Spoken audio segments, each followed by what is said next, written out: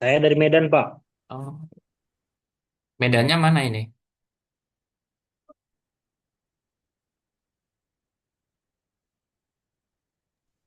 Sibolangit, Pak. Sukamakmur. Luka Makmur. Oke.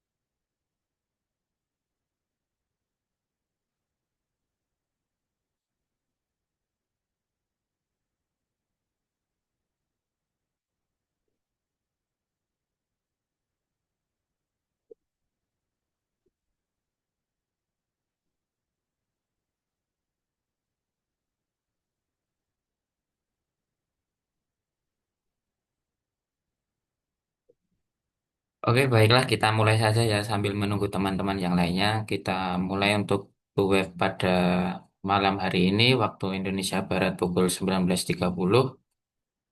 Waktu tempat lain untuk menyesuaikan saja ya. Untuk web yang pertama ini mungkin akan berlangsung sekitar 30 sampai 45 menit. Sebelumnya perkenalkan nama saya Ardian Bagas Yudanta, tutor pada mata kuliah Praktek Peradilan Perdata pada semester ini. Eh, Singkat saja, saya merupakan pengacara dan saya juga berdomisili sekarang di Yogyakarta.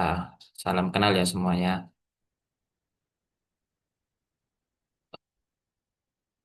Kita langsung saja ke materi.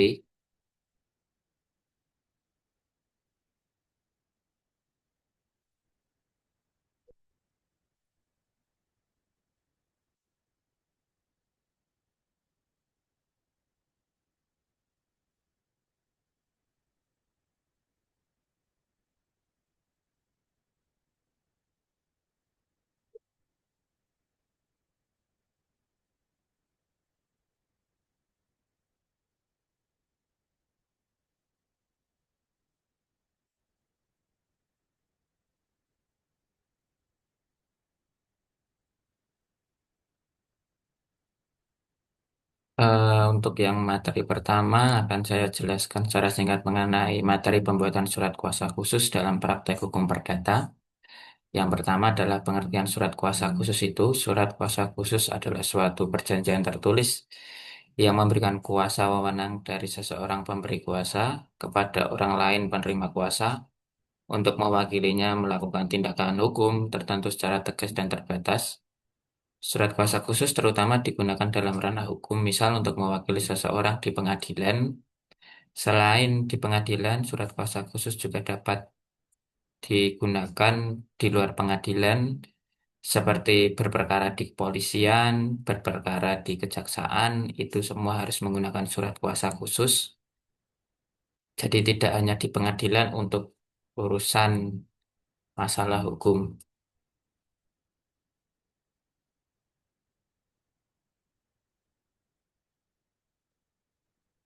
Dasar-dasar hukum pembuatan surat kuasa, eh, surat kuasa, surat kuasa diatur dalam Kitab Undang-Undang Hukum Perdata, khususnya dalam pasal 1792 KUH Per, pemberian kuasa adalah suatu persetujuan dengan mana seseorang memberikan kekuasaan kepada seorang lain yang menerimanya untuk dan atas namanya menyelenggarakan untuk suatu urusan. Yang kedua, pasal 1795 KUH Per membedakan kuasa umum dan kuasa khusus. 1796 yaitu kuasa umum tidak mencakup tindakan melepaskan hak atau menggugat yang membutuhkan kuasa khusus.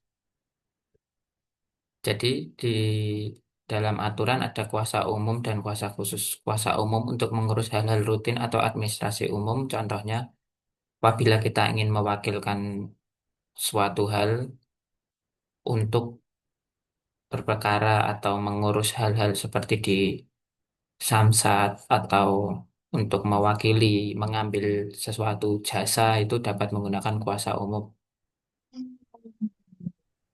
Untuk surat kuasa khusus yaitu untuk melakukan tindakan tertentu seperti menggugat, menjual, menghibahkan, melakukan permohonan, mewakili klien dalam persidangan, dalam perkara hukum, perdata, pidana, dan lain sebagainya.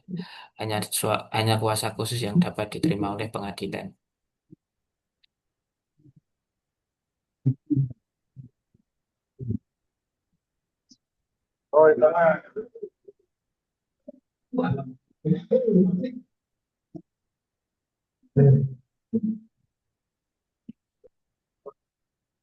Unsur dan syarat sah surat kuasa khusus yang untuk berperkara di pengadilan yaitu agar sah dan dapat digunakan di pengadilan, surat kuasa khusus harus memuat yang pertama identitas lengkap pemberi dan penerima kuasa.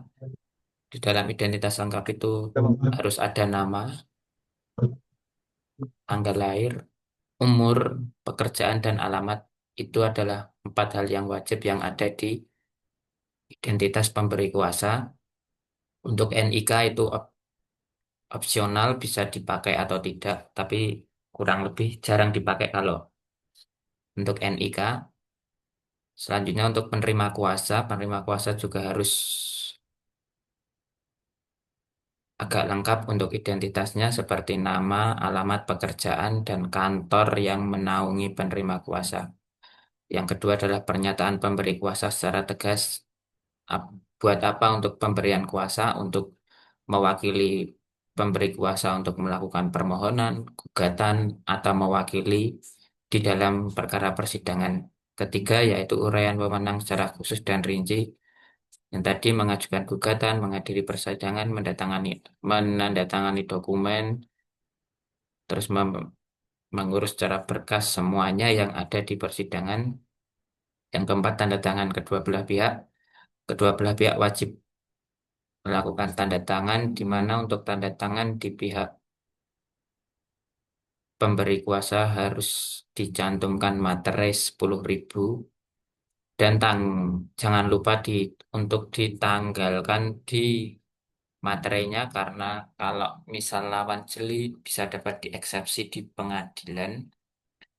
Tanggal pembuatan jangan lupa dibuat sebelum mengajukan gugatan di pengadilan.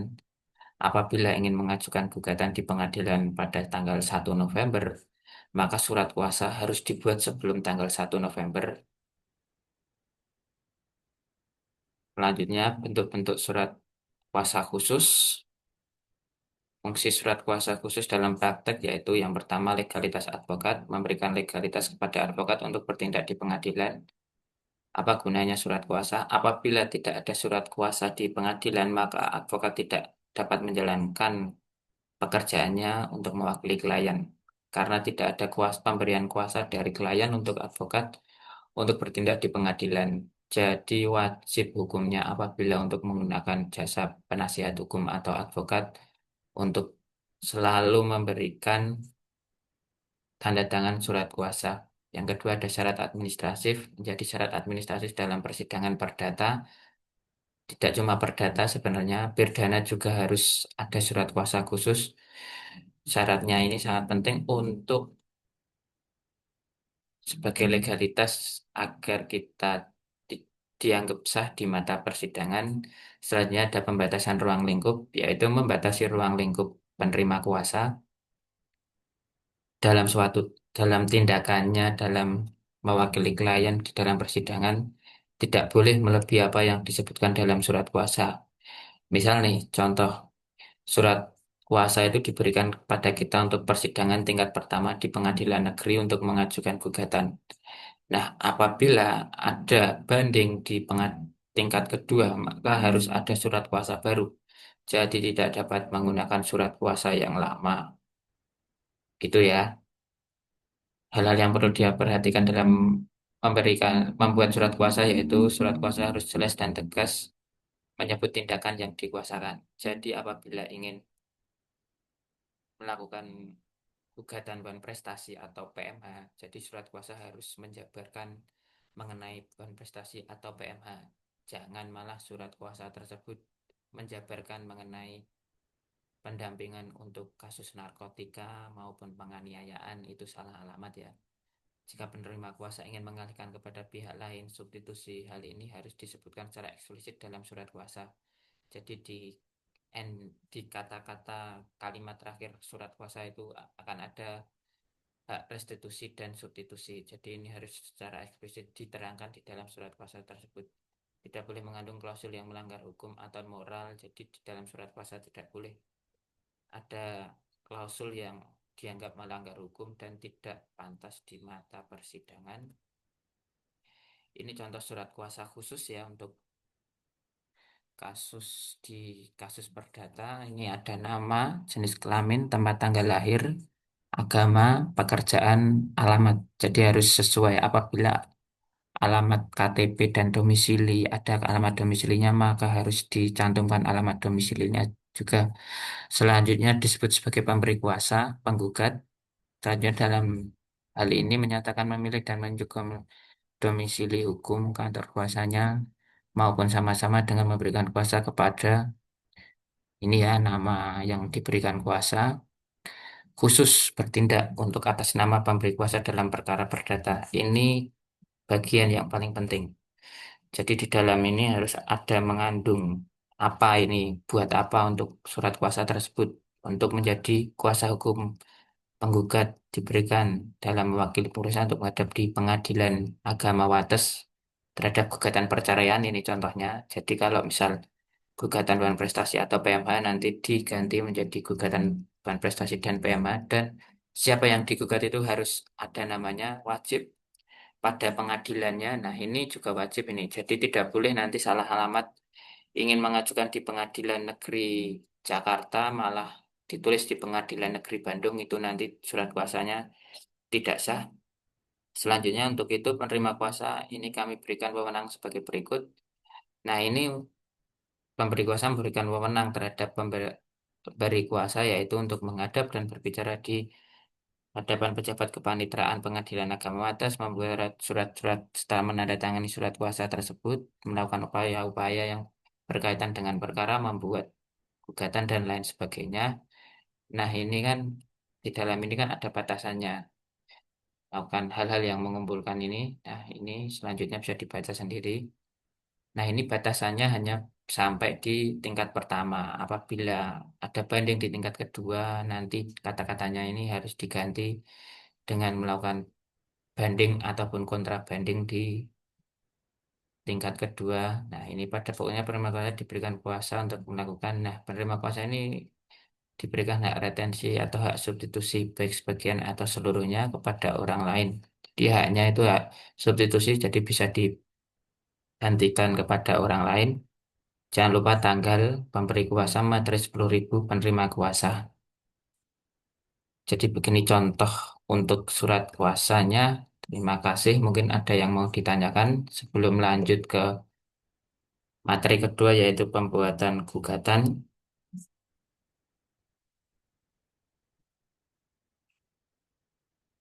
Kalau tidak ada, akan kita lanjut langsung ke materi pembuatan gugatan.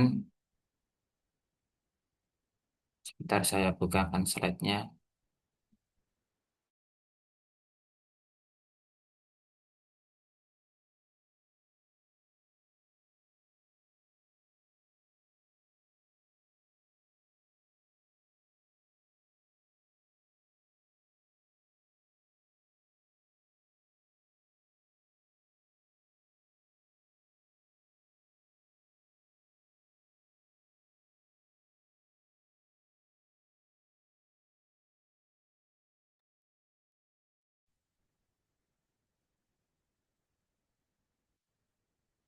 Materi yang kedua sesuai dengan webnya yaitu sesi kedua yaitu pembuatan surat gugatan dalam praktek hukum perdata. Pengertian surat gugatan yaitu surat gugatan adalah surat tertulis yang diajukan oleh penggugat kepada pengadilan negeri yang berwenang untuk mengadili perkara tersebut. Berisi tuntutan hak terhadap tergugat karena adanya dugaan pelanggaran hukum perdata seperti prestasi, perbuatan hukum, dan lain sebagainya. Surat ini menjadi dasar atau dimulainya suatu proses perkara perdata di pengadilan. Jadi apabila tidak ada surat gugatan maupun surat permohonan ke pengadilan, maka tidak akan dimulai suatu proses hukum perdata di pengadilan. Dasar-dasar hukum surat gugatan yaitu pasal 118 HIR atau pasal 142 RBG. Pasal 118 HIR ini digunakan di Pulau Jawa dan Madura dan pasal 142 RBG itu digunakan di luar Jawa. Gugatan perdata harus diajukan ke pengadilan negeri tempat tinggal tergugat. Jadi apabila kita ingin menggugat seseorang yang dia berdomisili atau beralamat di Surabaya, kita harus mengajukan gugatan PMH atau Hubungan Prestasi di Pengadilan Negeri Surabaya. Yang kedua, jurisprudensi atau praktek peradilan. Memperkuat pentingnya bentuk dan substansi surat gugatan agar tidak dinyatakan kabur atau obscure libel ya, atau tidak dapat diterima.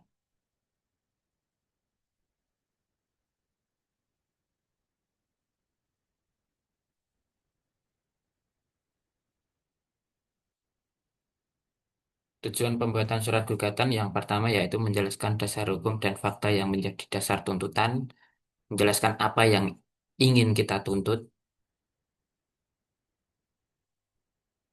di muka persidangan, misal kita ingin menuntut ganti rugi dan lain sebagainya, itu menjelaskan semua fakta-fakta yang terjadi tuntutan. Yang kedua menjadi pedoman proses pembuktian di persidangan.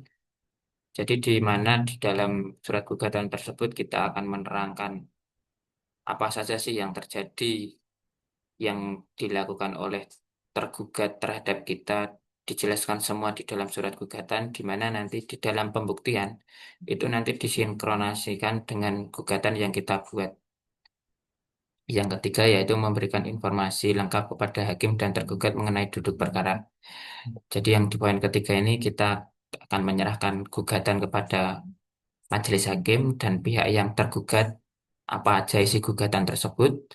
Di dalam gugatan tersebut itu mencakup apa yang digugat, apa yang diminta oleh penggugat, itu ada wajib ada semua di dalam surat gugatan. Unsur penting dalam surat gugatan yaitu yang pertama, seperti biasa, ada identitas para pihak, ada nama, umur, pekerjaan, dan alamat penggugat dan tergugat. Bila mewakili badan hukum, sertakan legalitas hukum dan legalitasnya. Yang kedua, posita, fundamental petendi, merupakan dasar gugatan yang terdiri dari fakta hukum, kronologis kejadian, hubungan hukum, perjanjian, pelanggaran, dan sebagainya. Dasar hukum pasal-pasal dalam KUH Perdata atau hukum terkait yang dilanggar. Jadi di dalam posita itu kita ceritakan semua nih, apa yang terjadi, apa yang sebenarnya terjadi. Di mana misal kita terjadi perbuatan melawan hukum, kita ceritakan dari awal ini, kronologisnya kejadiannya bagaimana, dan sampai terjadi pelanggaran itu bagaimana kita wajib semua sesuaikan di dalam posita ini. Dari tanggal kita mulai pertama kali melakukan perjanjian atau ada pertama yang unsur pelanggaran itu kita harus masukkan di dalam posita, yaitu petitum. Petitum itu adalah tuntutan yang ingin kita laksanakan agar lawan itu melaksanakan tuntutan kita yang diajukan ke majelis hakim, yaitu petitum primer, yaitu pokok perkara, misalnya menyatakan tergugat prestasi harus ganti rugi sebesar sekian, menyatakan tergugat perbuatan melawan hukum harus melakukan bla bla bla bla, ya itu pokoknya terus menghukum untuk membayar berapa gitu. Petitum subsidiar jika petitum primer tidak dikabulkan maka minta alternatif lain seperti ganti rugi dan Biasanya di gugatan tersebut adalah meminta hakim untuk memutus perkara dengan seadil-adilnya. Ya, yang terakhir yaitu penutup. Permohonan agar gugatan dikabulkan untuk seluruhnya, tanda tangan penggugat atau kuasa hukumnya. Untuk tanda tangan penggugat dan kuasa hukumnya itu bisa opsional salah satu. Apabila kita maju sendiri, kita yang tanda tangan, dan apabila kita mewakilkan ke kuasa hukumnya, kita harus memberikan semuanya ke kuasa hukum kita, tanda tangan, dan jangan lupa dilampirkan surat kuasa apabila ingin melayangkan gugatan di pengadilan apabila menggunakan kuasa hukum. Syarat formil surat gugatan yaitu tertulis dengan jelas dan sistematis. Tulis dengan jelas itu dalam artian kronologi kita tulis dengan baik, dengan jelas, tidak muter-muter. Jadi misal kronologi dimulai dari tahun 2020, kita harus mulai dari tahun 2020 sampai 2025 harus secara runtut. Tidak boleh misal setelah 2020 kita langsung lompat ke 2025, terus kita kembali lagi ke tahun 2020, itu tidak sistematis ya namanya. Ditandatangani penggugat atau kuasanya, disertai surat kuasa khusus jika dikuasakan, seperti tadi yang saya katakan, didaftarkan ke pengadilan negeri yang berwenang, pengadilan negeri yang sesuai dengan domisili tergugat sesuai dengan pasal 118 HIR tadi. Kesalahan umum yang harus dihindari teman-teman nih, misal besok menjadi lawyer atau ingin mengajukan gugatan mandiri ke pengadilan, tidak menyebut identitas para pihak secara lengkap. Jadi ini nanti kabur. Siapa sih yang mau digugat kalau tidak ada pihak secara lengkap? Pengadilan juga bingung. Ini pasti dianggap gugur oleh pengadilan. Posita tidak jelas dan tidak runtut. Ini tadi yang setelah saya jelaskan tidak sesuai dengan fakta-fakta, terlalu lompat-lompat, tidak sistematis, tidak ada keterangan yang valid di dalam posita. Petitum tidak sesuai dengan posita. Positanya kita meminta untuk mengganti rugi, tetapi petitumnya kita tidak mengganti rugi, ya itu tidak nyambung namanya. Tuntutan tidak spesifik, jadi tuntutan itu apabila yang kita tuntut itu harus spesifik, tidak boleh tidak spesifik, jadi nanti hakim menilainya itu tidak bingung dan nanti kerugi ke kitanya sendiri sebagai penggugat apabila tuntutan tidak spesifik. Tidak mencantumkan hukum yang dilanggar, jadi asal melayangkan gugatan aja tanpa tidak ada hukum yang dilanggar itu sama sekali nanti tidak dapat diterima oleh hakim. Tips menyusun surat gugatan yaitu bahasa hukum yang jelas, lugas, dan formal. Pastikan hubungan antara fakta dan tuntutan logis dan konsisten, tidak berubah-ubah ya antara tuntutan fakta dan tuntutannya itu tidak berubah-ubah. Konsultasikan dengan advokat untuk memperkuat argumen hukum Anda. Jadi jika Anda masih ragu apakah perbuatan tergugat itu masuk ke dalam pelanggaran perdata atau pidana, itu lebih baik konsultasikan kepada pengacara atau aparatur penegak hukum yang dapat membantu Anda dalam membuat argumen hukum. Ini contoh surat gugatan yang saya ambil dari DeVrijd and Co. Attorney at Law, yaitu hal gugatan bahan prestasi dan ganti rugi, ya ini kepada Ketua Pengadilan Negeri Jakarta di Jakarta Selatan. Ini harus ada kepada yang terhormatnya di Jakarta Selatan dengan hormat yang bertanda tangan di bawah ini advokat yang menerima kuasa dari Antonio Bandreas dengan ini mengajukan gugatan perbuatan bahan prestasi dan ganti rugi terhadap Bernard Togli. Jadi identitas tergugat juga harus ada di sini. Adapun hal-hal yang pada dasar diajukan gugatan ini adalah sebagai berikut, bahwa tergugat, nah ini dia ceritakan semua kronologis fakta dari awal bagaimana terjadi nih perjanjian dan terus ada bahan prestasi di dalam perjanjian tersebut. Ini bisa dapat dibaca.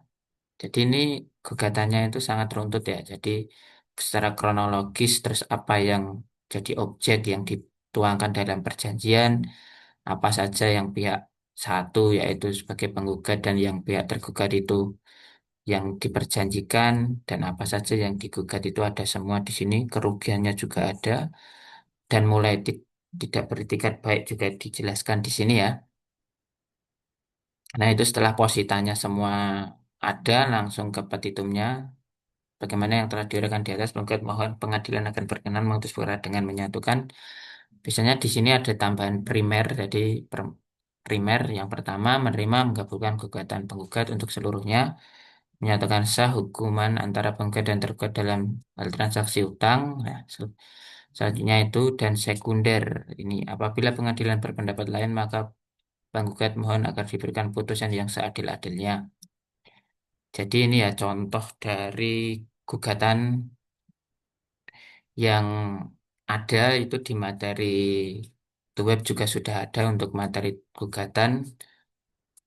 Jadi mungkin untuk materi gugatan dan surat kuasa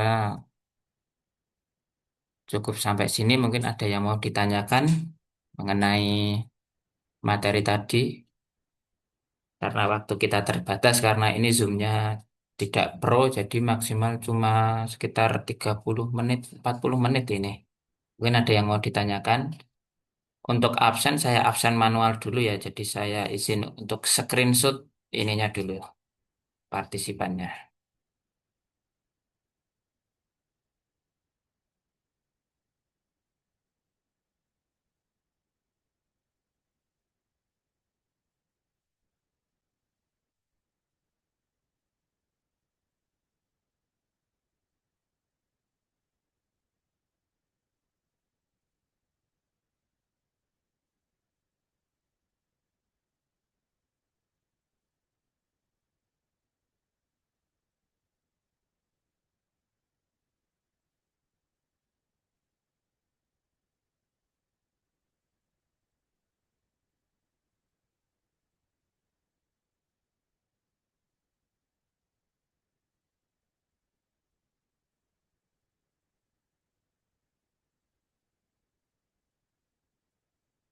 Mungkin ada yang ditanyakan mengenai materi tersebut, atau ingin saya tambahkan sedikit ya, mengenai pengajuan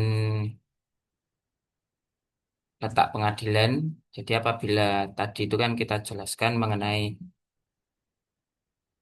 apabila tergugat mengajukan gugatan itu di domisili mana. Yang pertama itu kan yang pertama itu kan apabila kita mengetahui domisili tergugat bisa kita ajukan di domisili tergugat. Misal kita ingin menggugat orang Semarang nih, Semarang Kota nih, kita akan melakukan mengajukan gugatan di Pengadilan Negeri Semarang Kota ya. Karena Semarang itu ada dua, kota dan kabupaten, jadi harus secara jelas di mana ini domisilinya. Terus apabila tergugat tidak diketahui tempat tinggalnya ini sering kejadian ini. Jika tempat tinggal tergugat tidak diketahui, maka gugatan dapat diajukan di pengadilan tempat tinggal penggugat. Ini dikenal sebagai asas subsidiar. Jadi ini bisa dilakukan apabila tempat tergugat tidak diketahui, itu bisa diajukan di pengadilan tempat tinggal penggugat. Misal nih, ada kasus perdata perceraian nih, saya contohkan.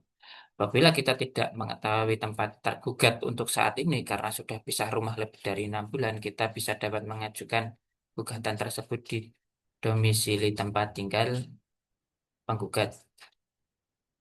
Yang ketiga, tergugat itu tidak apabila tergugat itu berpindah-pindah nih, tidak punya tempat tinggal tetap nih, misal dia bekerja sebagai sales atau apa, itu kan dia tidak punya tempat tinggal secara tetap nih. Nah, jika tergugat tidak memiliki tempat tinggal secara tetap, gugatan juga dapat diajukan di tempat kedudukan penggugat. Jadi ada aturan yang pada dasarnya bersumber dari doktrin dan jurisprudensi yang dapat melaksanakan penggugatan itu di domisili penggugat. Sehingga dalam pasal 118 itu kan kalau kita baca ulang ya teman-teman itu tidak mengatur secara eksplisit mengenai kondisi ini.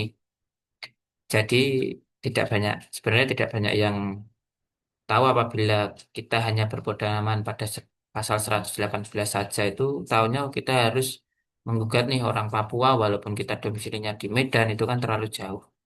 Itu. Terus yang keempat yaitu ada lagi yang apabila yang diperkarakan itu berkaitan dengan benda tidak bergerak, misal tanah nih. Jika di dalam objek gugatan adalah benda tidak bergerak, tanah atau bangunan, maka gugatan dapat diajukan di pengadilan negeri tempat objek berada. Ini bisa disebut dengan bahasa ininya forum reristai. Misal contoh nih, ada gugatan sengketa kepemilikan tanah di Surabaya nih, kota Surabaya nih, dapat diajukan di Pengadilan Negeri Surabaya meskipun tergugat tinggal di Samarinda. Nah, itu yang selanjutnya ada para pihak menentukan letak pengadilan dalam perjanjian. Ini biasanya dalam kontrak perjanjian seringkali dicantumkan klausul mengenai domisili hukum forum pilihan apabila terjadi sengketa. Nah, misal nih, jika dalam perjanjian disepakati bahwa sengketa diselesaikan di Pengadilan Negeri Jakarta Utara, maka walaupun tergugat tinggal di Jogja dan yang itu dapat digugat di Jakarta Utara. Syaratnya kedua pihak secara sah menyepakatinya di dalam surat perjanjian dan tidak bertentangan dengan ketertiban hukum. Selanjutnya ada misal nih beberapa tergugat dengan tempat tinggal berbeda. Jika tergugat ada yang di lokasi berbeda, maka penggugat bebas memilih salah satu pengadilan negeri dari domisili para tergugat tersebut. Ini bisa disebut dengan forum alternatif ya. Apabila tergugat satu tinggal nih di Tangerang, tergugat dua tinggal di Sukabumi, tergugat ketiga tinggal di Bekasi, maka bisa diajukan di antara ketiga pengadilan negeri tersebut. Jangan lupa ya, jika salah menentukan letak pengadilan, maka gugatan bisa dinyatakan NO, tidak dapat diterima. Jika bisa masuk perkara, bisa menjadi batal demi hukum dan mengakibatkan pemborosan saja sih, karena pendaftaran gugatan melalui e-court itu kan membutuhkan biaya ya, jadi sekitar 500 atau 450 besok kalau misalnya sudah berperkara. Oke, mungkin cukup sekian ya untuk web pada malam hari ini waktu Indonesia Barat 19.30. Mungkin tadi ada yang dari Eropa, itu tadi mungkin ini nanti kalau misal ketinggalan materi ini bisa lihat di YouTube, nanti akan saya upload di YouTube. Nanti untuk absen sementara tak screenshot dulu ya, karena masih ada yang belum masuk. Ini bagi teman-teman yang belum masuk grup WA mungkin bisa masuk ke grup WA untuk mengetahui jadwal to web yang selanjutnya, karena untuk akun Tuton saya itu masih error untuk MS Teams-nya, jadi sementara kita lakukan meet selama 40 menitan lah di Zoom. Jadi terima kasih untuk kehadirannya pada malam hari ini. Kita berjumpa lagi pada pertemuan yang akan datang. Nanti saya kabari lagi untuk webnya untuk sesi keempat. Terima kasih teman-teman atas kehadirannya. Assalamualaikum warahmatullahi wabarakatuh. Waalaikumsalam warahmatullahi wabarakatuh. Waalaikumsalam warahmatullahi wabarakatuh. Waalaikumsalam warahmatullahi wabarakatuh. Waalaikumsalam warahmatullahi wabarakatuh.